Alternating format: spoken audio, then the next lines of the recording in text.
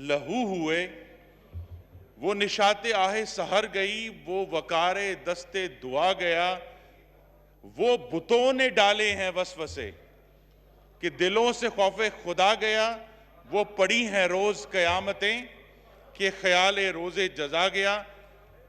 मोहतरम deputy speaker साहब, किस किस क़यामत का हम जिक्र करें?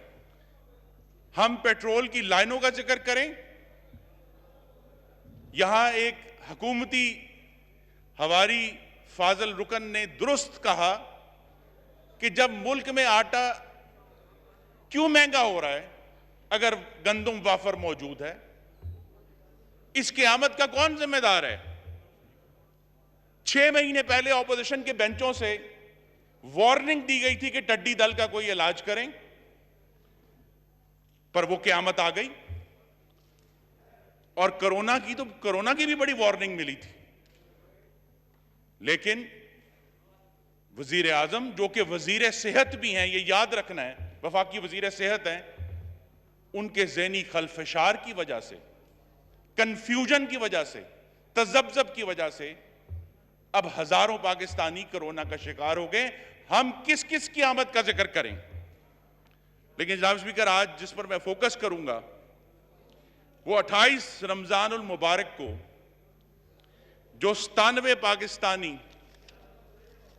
खाक हुए जलकर, जो ईद उल फितर पर अपने खानदानों को गले लगाने जा रहे थे, वो मौत की बाहों में चले गए। उनमें मेरे शहर गुजरांवाला की एक एयर होस्टेस भी थी, अफवाज पाकिस्तान के अफसरान भी थे, नौजवान बूढ़े कारोबारी हजरात पाकिस्तानी सब मौजूद थे। और वो मकतूलीन और उनके लवाहकीन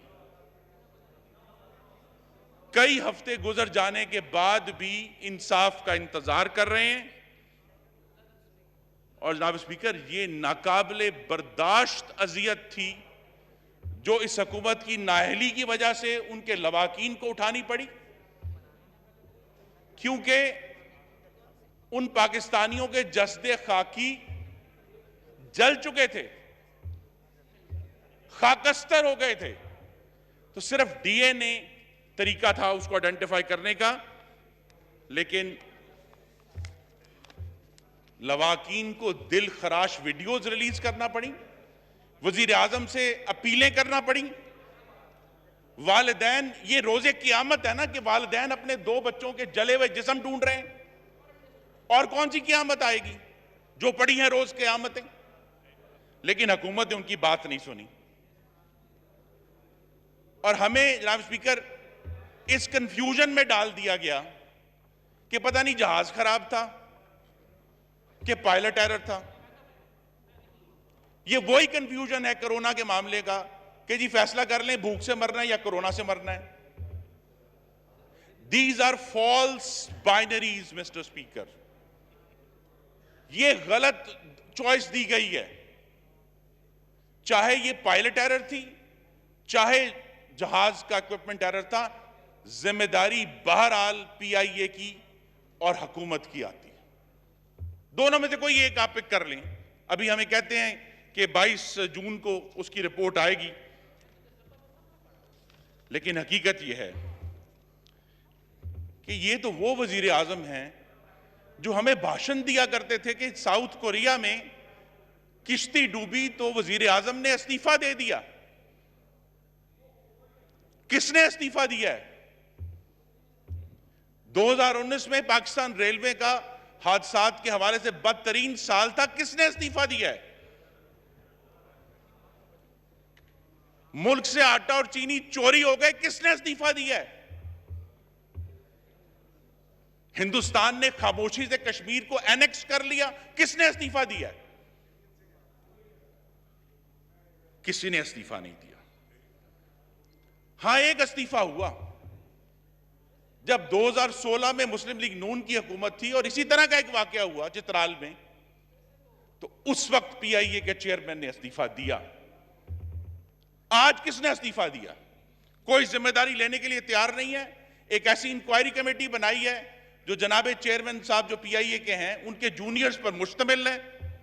जिससे इंडिपेंडेंट इंक्वायरी की हमें उम्मीद नहीं है।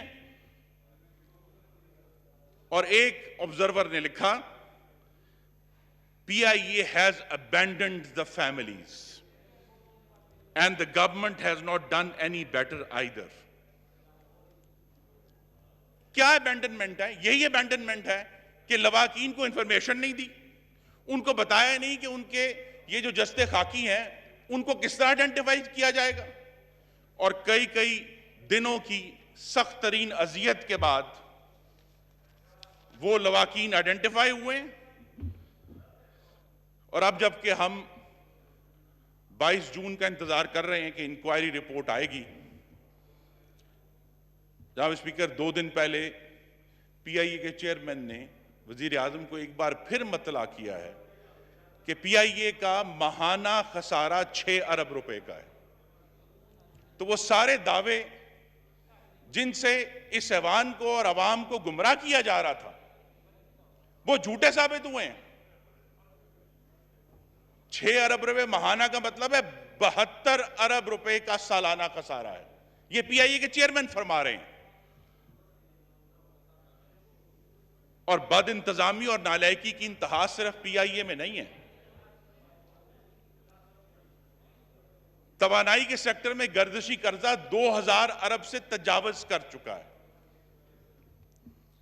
और अगरचे सरकारी इदारों में खसारा नया नहीं है, वो पिछली हुकूमतों में भी था, लेकिन हम ये देख रहे हैं कि वजीर आजम इमरान खान की हुकूमत में एक्सट्रीम इंस्टीट्यूशनल डीके है,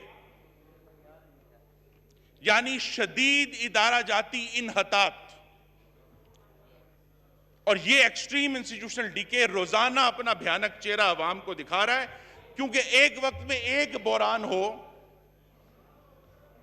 तो वो हो सकता है कि जी इत्तफाक हो, लेकिन जब रोज पड़ रही हैं कयामतें कि कभी पेट्रोल का कहत है, कभी आटे का कहत है, कभी चीनी का कहत है, कभी टिड्डी दल का सामना है, कभी गर्दन तोड़ फूड इन्फ्लेशन का सामना है, फिर आप उसे क्या कहेंगे?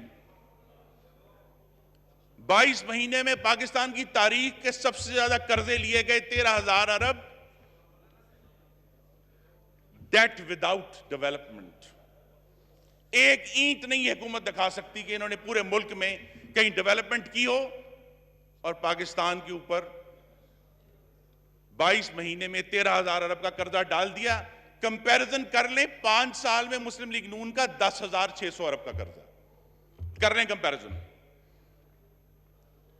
और यह कंपैरिजन भी करना इंस्टीट्यूशनल डिके का कि कश्मीर की सरहद पर हमें बदतरीन जारियत का सामना है, हम खामोश हैं।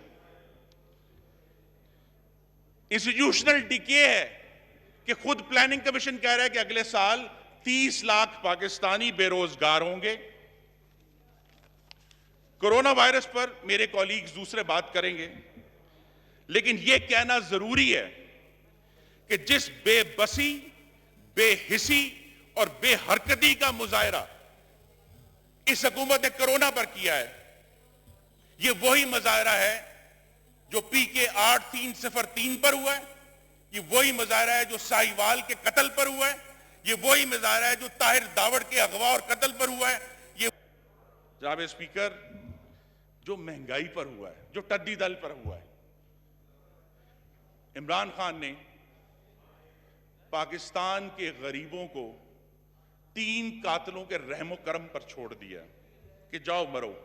कोरोना आ गया, आप जिम्मेदार हैं। टिड्डी दल आ गया, आप जिम्मेदार हैं। अभी पता नहीं 10 को या 15 तारीख को कहते हैं जहाज आएंगे कोई। और महंगाई तो आज की तो नहीं है, पिछले 1 साल से पाकिस्तान के अवाम करा रहे हैं जनाब स्पीकर। और हल क्या तजवीज किया है? कभी केकड़ा गैस ले आते हैं, कभी कट्टा ले आते हैं, कभी मुर्गी ले आते हैं, कभी मौत में सुकून ढूंढने की तबलीग करते हैं, और कभी टाइगर फोर्स बना देते हैं। और सिर्फ इकोनॉमी और ये दूसरी क़यामतें जिनका मैंने जिक्र किया है वो नहीं है जनाब स्पीकर, फॉशिज्म का बरहना रक्स भी जारी है पाकिस्तान में। कभी एहतसाब के नाम पर इंतकाम हो रहा है, इजहार राय का गला घूंटा जा रहा है। और फैज अहमद फैज ने कहा था, जुल्म की छांव में दम लेने पे मजबूर हैं हम, जिस्म पर कैद है, जज्बात पे जंजीरें हैं, फिक्र महबूस है, गुफ्तार पे ताजीरें हैं, जिंदगी किया किसी मुफलिस की कबा है जिसमें हर घड़ी दर्द के पैबंद लगे जाते हैं। हमको रहना है पर यूं नहीं रहना है जनाब स्पीकर। ये अनब्रेकेबल है हर रोज की क़यामतें कि कभी आटा कम हो जाए, कभी चीनी कम हो जाए, कभी टड्डी दल आ जाए, कभी जहाज क्रैश हो जाए, कभी रेलवे क्रैश हो जाए। जनाब स्पीकर, मैं अपनी बात को समेटते हुए PK 8303 के मुकाबले में इसके मामले में 7 मुतालबात इस ऐवान के सामने रखता हूं। मोहतरम वजीर हवाबाजी, जिनका मुझे बहुत एहतराम है, वज़ेदार आदमी हैं, उनसे इस्तदा है कि इन मुतालबात को सुनें। 97 पाकिस्तानी जलकर खाक हो गए, उनके खून का कुछ तो हम हया करें। पहला मुतालबा जनाब स्पीकर, ये आपसे मुतलका है कि वो कायमा कमेटी जिसने एविएशन को देखना है, स्टैंडिंग कमेटी ऑन कैबिनेट, उसके चेयरमैन मौजूद नहीं है, वो गैर फाल है। तो मेरी इस्तदा है कि जल्द अज जल्द उस स्टैंडिंग कमेटी ऑन कैबिनेट के चेयरमैन का तकर्रुर किया जाए, ताकि ये मामला PK 8303 का वो उस स्टैंडिंग कमेटी में भी डिस्कस हो सके और PIA के चेयरमैन को वहां बुला के उनको बाकायदा तौर पर ओवरसाइट की जा सके कि ये कैसे हुआ। दूसरा ये है कि आज तक की रिपोर्टों के मुताबिक एक इंजन और जहाज का लैंडिंग गियर अभी भी मॉडल कॉलोनी के घरों की छतों पर पड़े, और वो इसलिए उठाए नहीं गए कि उन घरों को नुकसान का एहतमाल था, लेकिन अब 3 हफ्ते हो गए, ये काम हो जाना चाहिए, वो इंजन और लैंडिंग गियर वहां से उठाएं। तीसरा मुतालबा ये है कि जब 22 जून को ये इंक्वायरी आए तो वजाहत से बताया जाए कि क्या ये इक्विपमेंट फेलियर था, पायलट एरर थी, या दोनों थे इकट्ठे। चौथा मुतालबा है कि जो जिम्मेदार हैं उनके खिलाफ इंक्वायरी की जाए, चाहे वो मेंटेनेंस में बैठे थे, चाहे वो एयर ट्रैफिक कंट्रोल में बैठे थे, और अगर ये पायलट एरर तो पायलट एसोसिएशन को भी बुलाया जाए कि ये कैसे हुआ है। पांचवा मुतालबा ये है कि तमाम फ्लाइट पर्सनल को असर नौ उनकी प्रोफेशनल इवैल्यूएशन करें, इंक्लूडिंग साइकेट्रिक इवैल्यूएशन, ये बेहद जरूरी है। छठा मुतालबा है कि PIA के तमाम एयरक्राफ्ट को भी दोबारा सेफ्टी और सिक्योरिटी के स्टैंडर्ड के ऊपर असेस किया जाए, क्या वो एयर वर्दी हैं या नहीं है। हाँ। और आखिरी मुतालबा 7वां मेरा ये है कि हमें जब 22 जून को रिपोर्ट आई, या अगर मोहतरम वजीर साहब इस ऐवान को मुतला करना चाहें तो ये बताएं कि वो क्या कर रहे हैं कि आइंदा 97 पाकिस्तानी आग में भस्म ना हो मॉडल कॉलोनी में। ये भी हमें बताएं, मुस्तकबिल का लाएमल भी बताएं। और जनाब स्पीकर, मैं जो 97 पाकिस्तानी हलाक हुए उनके खानदानों से दिली ताज़ियत करते हुए, जिसमें मुझे यकीन है कि ये ऐवान भी शामिल है, विल्फ्रेड अवन के कुछ अल्फाज पे अपनी बात खत्म करूंगा कि what passing bells for those who die as cattle, no memories for them, nor prayer nor bells, nor any voice save the choirs, what candles may be held to speed them all. In their eyes shall shine the holy glimmer of goodbyes. Their flowers, the flowers of patient minds, and each slow dusk, a closing down of blinds. अल्लाह ताला PK 8303 के हलाक शुदगान की मगफरत करे और इस बेबस बेहरकत हुकूमत को ये तौफीक दे कि वो सिर्फ जहाज में बैठे हुए मुसाफिरों को नहीं, पाकिस्तान के करोड़ों गरीबों की जानों का तहफ़्फ़ुज़ कर सके। मैं आपका शुक्रगुजार हूँ। बहुत शुक्रिया जी। जी जनाब आगा हसन बलोच साहब। आगा हसन बलोच साहब। शुक्रिया जनाब स्पीकर साहब।